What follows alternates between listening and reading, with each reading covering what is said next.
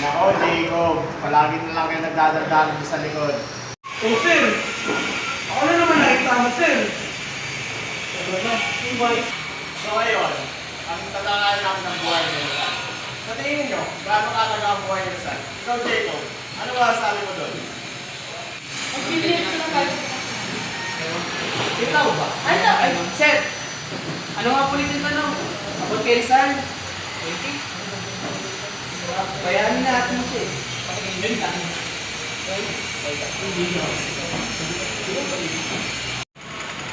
Ano ba yun, Jacob? Wala talaga nakasal sa'yo magandang sagot. Ikaw, Marjorie, gaano kalaga ang buhay ni Rizal?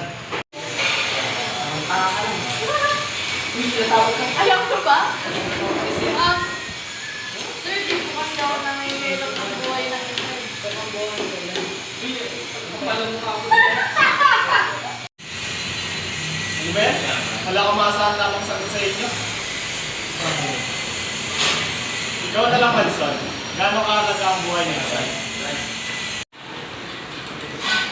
Sir, para po sa akin, mahalaga ang buhay ni Rizal sapagkat ang mga turo niya ang nagbibigay o nagpapaalala sa atin ng kahalagahan ng paggamit ng ating wika at ang mga turo niya ang mga naging gabay sa ating mga lola at lolo nang sa ganun namuhay sila ng maayos at may paninibigan. Iba po, sir. Ano mo pabilo talaga yung si Moisés? Alam talaga, alam mo yung buhay ni Rizal eh. Hindi po siya nakapagod. Kaya nga, kami talaga eh. Manson, may kapuluhan yung sinabi mo. Eh, yung iba naman dyan, hindi na nga nakikinig, wala pa nga naman sa buhay ni Rizal. Ngayon, ang narinig natin tatalakay sa araw na ito, kami kasag si Rizal at ang wikong malalansang isda.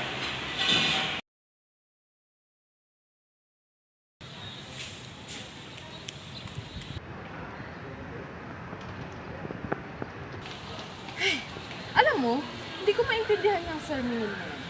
I don't understand bakit ganun yung mga tinuturo niya. Hindi naman natin kailangan sa buhay yan. Di ba?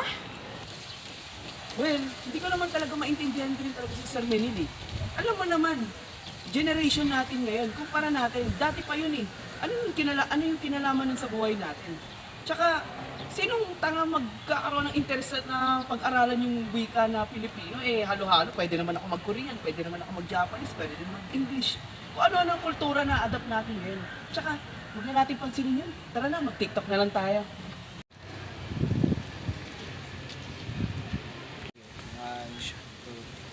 Ano ba itong mga kabataan na to? Hindi na marunong magmahal sa sariling wika. Nakakainsulto talaga. Umanda sila. Bibigyan ko na sila ng leksyon.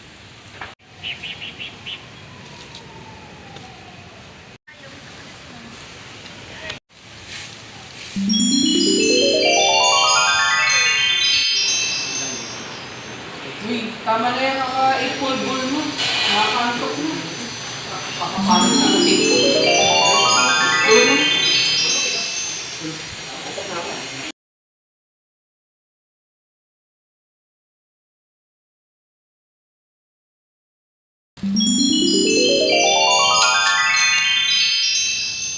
Binibini, Ginoo, magsigising kayo.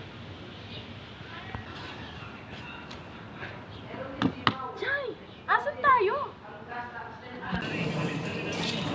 Saan tayo? Kanina, nasa room na tayo. Ano ginagawa natin dito? Anong lugar to? Yak, sayang yung lotion ko. Sino to? Ano? Sino to? Ginoo, Binibini, ako nga pala si Jose. Ngunit mas kilala ako sa katawagang Pepe.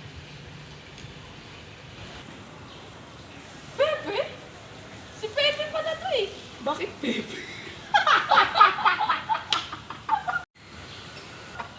Si Pepe? Pepe? Ano, 2024 na ngayon, may Pepe pa rin na palayaw. Dinaloko mo ba kami? Ewan ko sa'yo. Bakit?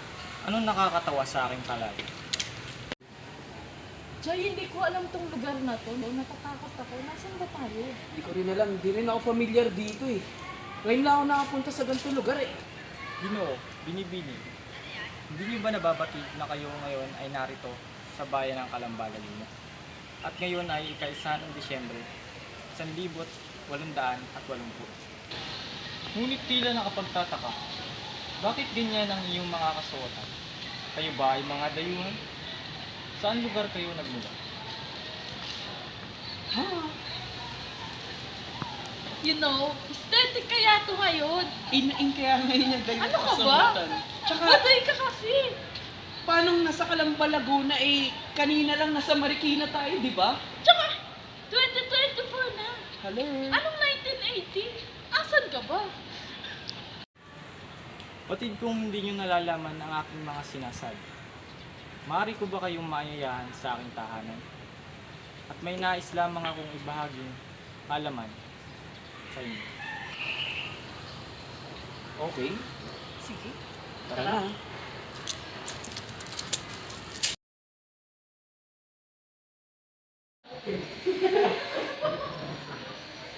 Siguro kung ito ang ngayon,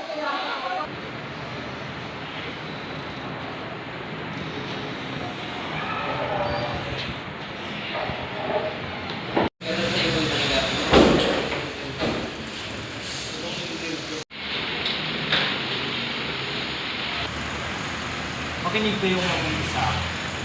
Ganito po sisimula ng ko. Ang hindi magmahal sa sariling wika ay mas masahol pa sa hayop o malansang isda. Kamusta kayong dalawa? Kwentuhan tayo tungkol kay Jose Rizal. Tungkol sa pagmamahal sa sariling wika. Si Jose Rizal ay isa sa mga pambansang bayani ng Pilipinas. At hindi lang siya isang magaling na manunulat at pilosopo, kundi isa rin siyang tagapagtaguyod ng pagmamahal sa ating wika at kultura. At sa madaling salita, sinabi niya na ang mga taong hindi marunong magmahal sa sariling wika ay mas masahol pa sa hayop o malansang isda. Kung minsan, ang kasabihang ito ay maaaring maging kontrobersyal at marami ang nagtatanong kung tama nga ba ang paghahambing sa hayop o isda. Ngunit kailangan nating intindihin ang konteksto ng pahayag ni Rizal. Ng mga panahong iyon, ang Pilipinas ay sakop pa ng mga dayuhang bansa. At ang mga Pilipino ay tinuturuan na magsalita ng mga wika ng mga mananakop tulad ng Espanyol at Ingles. Sa panahon na iyon, ang mga Pilipino ay hindi pinahintulutang gamitin ang kanilang sariling wika, ang Tagalog o Filipino ngayon, sa mga pag-aaral at mga opisyal na gawain.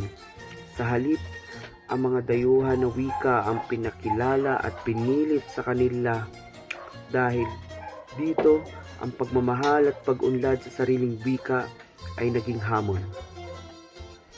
Sinabi ni Rizal ang kanyang kontrobersyal na kasabihan bilang isang paalala at panawagan upang ipagtanggol at ipagmalaki natin ang ating sariling wika. Ang paggamit at pag-unawa sa sariling wika ay nagpapakita ng pagmamahal at pagpapahalaga sa ating pinagmulan. Ang pahayag na ito ay nagbigay diin sa kahalagahan ng pagpapahalaga sa ating pagka-Pilipino. At hindi lang sa mga wika kundi pati na rin sa ating mga tradisyon, kasaysayan, identidad bilang isang lahi. Hindi natin kailangang maging sariling wika purist o ipagtanggol ang ating wika laban sa iba. Ngunit mahalaga na mas mahalin natin ito at maging handa tayong ipakilala ito sa buong mundo. Kaya, mga kaibigan, ang pahayag ni Jose Rizal ay isang paalala na mahalin natin ang ating sariling wika at itaguyod ang pagpapahalaga sa kultura at identidad ng ating bansa. Hindi lang ito pagmamahal sa wika, kundi pagmamahal sa sarili nating pagkakakilanlan. Magsalita tayo ng Pilipino at ipakita natin sa mundo na mahal natin ang ating wika. At sa pamamagitan nito, mas masigla at makulay ang ating pagkakakilanlan bilang Pilipino.